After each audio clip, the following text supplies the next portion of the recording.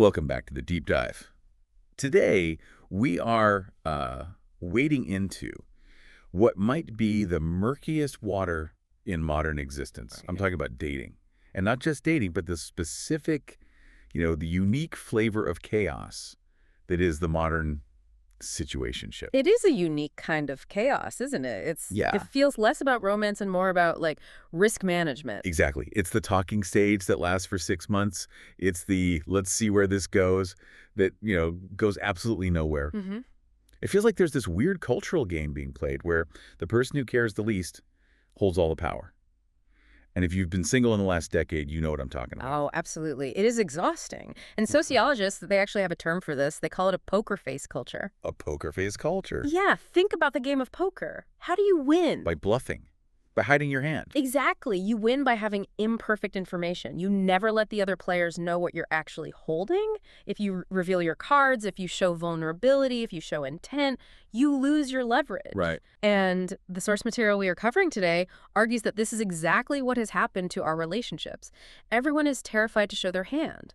That makes so much sense. If I say, I really like you and want a relationship, I've folded. You've lost. I've lost the upper hand. Yeah. So everyone just stays in this ambiguous gray zone to stay safe. Precisely. But today, we are looking at a stack of sources, a really fascinating theological and sociological analysis that offers a complete counter-narrative to all that ambiguity. Okay. We are doing a deep dive into the Boaz archetype. Now, just to set the stage for you listening, Mm-hmm. this is based on the biblical book of Ruth. Mm. And I want to be really clear here. This isn't just a Sunday school flannel graph lesson. No, not at all. The analysis we're looking at treats this ancient text as like a tactical manual for conduct. It's surprisingly gritty. Mm. It's about clarity, protection, and how to build a relationship structure that doesn't collapse under pressure. Right. The core argument here is that the narrative of Boaz and Ruth provides a blueprint for what the source calls redemptive relationships. It's about swapping that poker face for something much more radical. And the source actually uses a term I love for Boaz, What's that? the anti-poker leader. The anti-poker leader. I like that. It's a great title. So let's unpack that. If the modern world is all about the poker face, hiding your intentions, how does the anti-poker leader operate? What's the first move? The first move is clarity. The source draws this really sharp contrast between Boaz and the modern dating landscape. Today, we see a lot of men and women too, honestly. Oh, for sure. They use ambiguity as a strategy, phrases like, let's just hang out, or I'm not ready for labels. The classic, I'm just focusing on me right now, but you can come over. Exactly that. And the analysis argues that this ambiguity, it isn't accidental. It's a strategy to enjoy the benefits of companionship, emotional support, physical intimacy, without the cost of commitment. So it's high reward for them, high anxiety for the other person. That's it. So how does Boaz flip the script? Yeah, what does he do? Well, look at the pivotal scene in the text. Ruth approaches Boaz on the threshing floor. It's a very bold move. She is essentially proposing marriage and asking for his legal protection. Right. Now, in a poker culture, this is the moment where a guy stalls. He'd say, whoa, let's not rush things, or let me think about it. He keeps his options open. Always. Right. But Boaz defines the reality immediately. He says, I will do for you all that you ask. Zero equivocation. He doesn't leave her hanging in the balance for a second. That is startling direct. And he goes further. He immediately identifies the obstacles. He tells her, look, I want to do this, but there is a nearer kinsman, another relative, who has the first legal right to marry you. So he just puts his cards face up on the table. Face up. And then he sets a hard deadline. He says, I will not rest until the matter is settled today. Today. Not, I'll text you next week. No, that's the Boaz test, according to our source. The argument is, if a man leaves you wondering where you stand, he is failing the Boaz test. But here's the deeper insight. The source frames this clarity not just as being blunt or alpha, but as a form of kindness. Kindness. That's interesting. Usually people use ambiguity because they think they're being nice, letting someone down easy. The source completely disagrees. They point to a specific Hebrew concept, hesed. Hesed. That's a big theological word. Can you break that down for us? Yeah, it's often translated as loving kindness, but a better translation is probably loyal love or covenant loyalty. Okay. And the source argues that clarity is a manifestation of hesed. When you define the relationship, even if the answer is no, you are treating the other person with dignity. You are honoring their time and their heart. So ambiguity then is. Ambiguity, the source argues, is actually a form of cruelty because it keeps the other person trapped in hope. Wow, that's a heavy perspective shift. Ambiguity is cruelty. So a Boaz eliminates the gray zone because he respects the person too much to leave them there. Okay, so clarity is the first pillar. The second one the source drills down on is protection. They call Boaz a guardian of purity. Yeah. Now, I have to play devil's advocate here. Right. Is this just about physical boundaries? Because that can sound a bit, I don't know, archaic to a modern listener. It's so much broader than that. Yeah. The source argues that purity here is about safety and reputation, not just prudishness. Look at Boaz's very first interaction with Ruth. Okay. This is before the romance, before any proposal. She's just a foreign widow gleaning in his field. And she's vulnerable. Extremely vulnerable. In the ancient Near East, a woman alone in a field was a target for assault or abuse. Right. Boaz sees this, and he commands the young men working for him, do not touch her. He uses his authority, his status as a man of standing, to create a zone of safety around her. So he uses his power to protect, not to exploit. Precisely. And the modern application the source draws is fascinating. It says a modern Boaz isn't just a guy who keeps his hands to himself. It's more than that. Yeah. He's a guy who shuts down locker room talk, among other men. He intervenes if he sees harassment in his workplace or social circle. So if he's at a bar with his buddies and they're being predatory, he's the buzzkill who says, knock it off. Yes. The source argues that a man operating in this archetype ensures that the women in his sphere, whether they are employees, sisters in the faith, or dates, are safe from the predation of other men. It's an active, protective stance. That actually leads perfectly into the next segment. We've talked about the field, which is like the workplace or private life, but the source moves the scene to the city gate. Mm-hmm. The gate. And this seems to be where the rubber really meets the road regarding character. The city gate is crucial. In that culture, the gate wasn't just an entrance. It was the courthouse, the town square, and the stock exchange all rolled into one. It's where everything happened in public. It's where business was done in the light. And the source argues that the true test of a man isn't what he does in the dark, but what he's willing to do at the gate. Correct. So Boaz wants to marry Ruth. He loves her. But remember that legal snag, the nearer kinsman. Right, the other guy. Boaz could have tried to cut a side deal. He could have tried to pay the guy off under the table or, just hope the guy didn't notice Ruth. He could have tried to manipulate the outcome to get what he wanted, which is what most of us would do if we really wanted something. But he doesn't. He convenes a public tribunal. He calls the elders. He subjects his own romantic interest to the scrutiny of the law and the community. He's willing to lose her. He's willing to risk losing her to follow the protocol of righteousness. He values doing things right over getting what he wants. And this introduces us to the other character, who the source calls Mr. So-and-so. Yeah. Which I have to say is a hilarious name for a biblical figure. It's actually in the text. The Hebrew is Peloni Almoni, which roughly translates to so-and-so or what's-his-face. No way. The narrator refuses to give him a name because he refuses to do his duty. He is the foil to Boaz. So paint the picture of Mr. So-and-so for us. What makes him the unwise man? His motivation. When Boaz presents the situation, he asks Mr. So-and-so if he wants to redeem the family land. At first, the guy says, yes, absolutely, I'll take the land. He sees an asset, a good investment. Pure economics. He's thinking about his portfolio. But then Boaz drops the other shoe. He says, on the day you buy the land, you also acquire Ruth the Moabite to raise up the name of the dead. So suddenly the deal comes with a person. It comes with responsibility, a huge one. And that kills the deal. Instantly, Mr. So-and-so backs out. His exact words are, lest I impair my own inheritance. Wow. He realizes that marrying a poor widow might complicate his estate, dilute his wealth, or be social baggage. He makes his decision entirely based on self-interest and convenience. That is such a stark contrast. Boaz is willing to damage his own estate to redeem someone else's legacy. And Mr. So-and-so just protects his wallet. Yeah. And the source drops a hammer here with this maxim. I think this is one of the strongest takeaways in the document. Okay, what is it? A man who will cut corners to get to you will eventually cut corners on you. Oof. A man who will cut corners to get to you will eventually cut corners on you. That is a quote that belongs on a refrigerator somewhere. It's powerful, isn't it? The argument is that if a man lacks integrity in the courtship, if he tries to bypass the gate, if he pushes boundaries in the dark, if he lies to get closer, And he's showing his hand in a different way. he's demonstrating that his desire outweighs his integrity.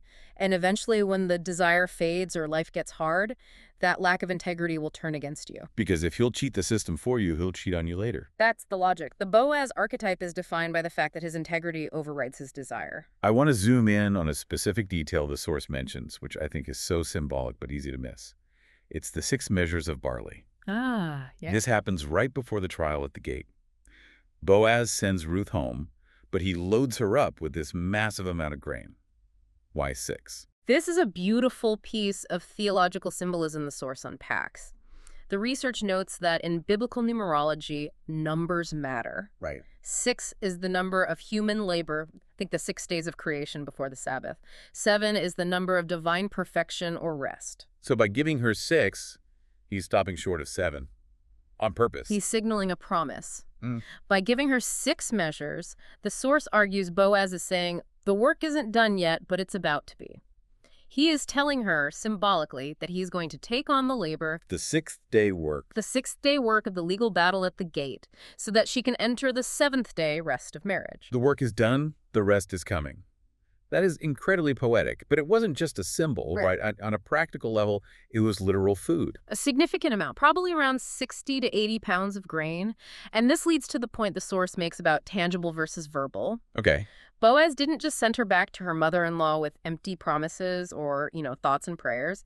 He sent sustenance. He ensured she didn't return empty. I feel like there's a massive modern application there. Yeah. We live in a world of text message romance. Mm. People send nice words, memes, good morning texts, but they don't actually do anything. Talk is cheap. Barley is heavy.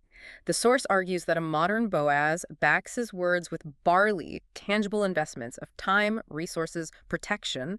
If a guy says he cares but never invests anything tangible in your life, He's not a Boaz. he's just a pen pal. A pen pal with good emojis. Okay, let's move on to one of the most provocative parts of this deep dive. We've talked about the man. Now let's talk about the context. Okay. The source calls this the Naomi mandate, and this is where things get a little uncomfortable for our hyper-individualistic brains. It does create friction. We tend to think dating is a private matter. It's us against the world. Right. But the Book of Ruth presents a communal model. It argues you can't have a redemptive relationship in a vacuum. And it starts with a critique of what the source calls the bitter sisterhood. That refers to Naomi at the beginning of the story. She actually changes her name to Mara, which means bitter. Oh, wow. The source uses this to critique a dynamic often seen in communities where older women, perhaps disillusioned by their own divorces or disappointments, project that cynicism onto younger women. You know the vibe.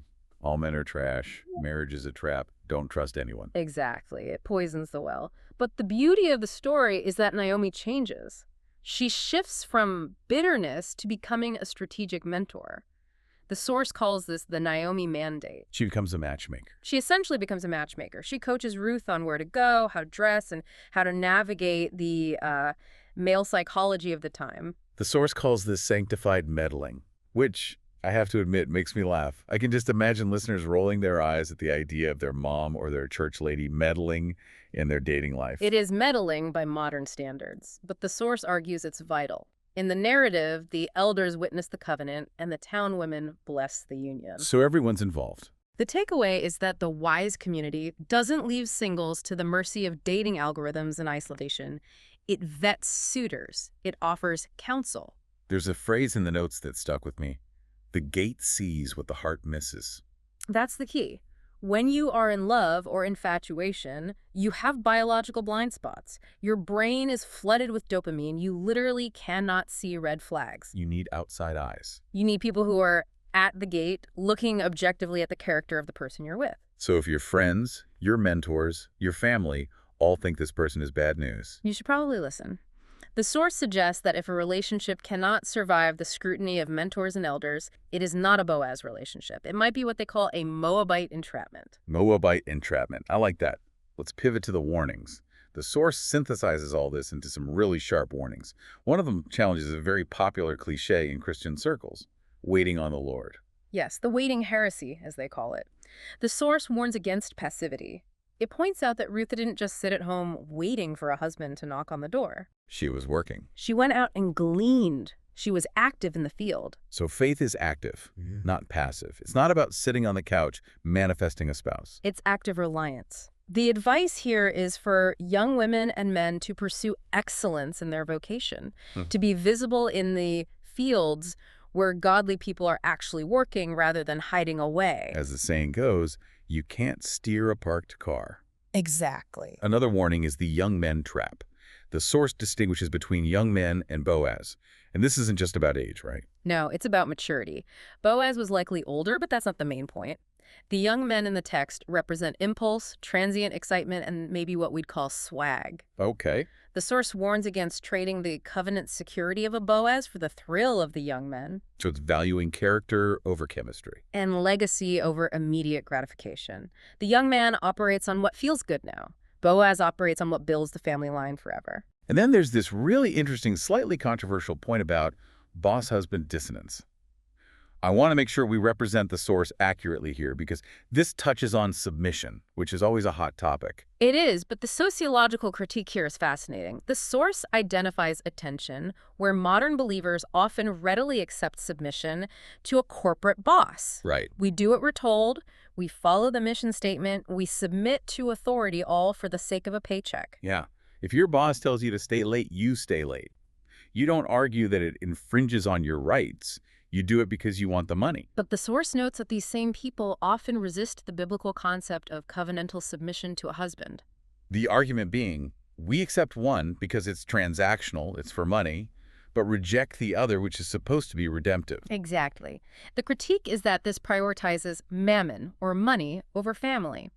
The source argues that true empowerment in this framework isn't autonomy. It's found in redemptive submission to a man who, like Christ, has laid down his life for the bride. It's a challenge. It challenges the listener to ask, why are we more willing to serve the economy than the covenant? That is definitely something that makes you stop and think about where our values actually lie.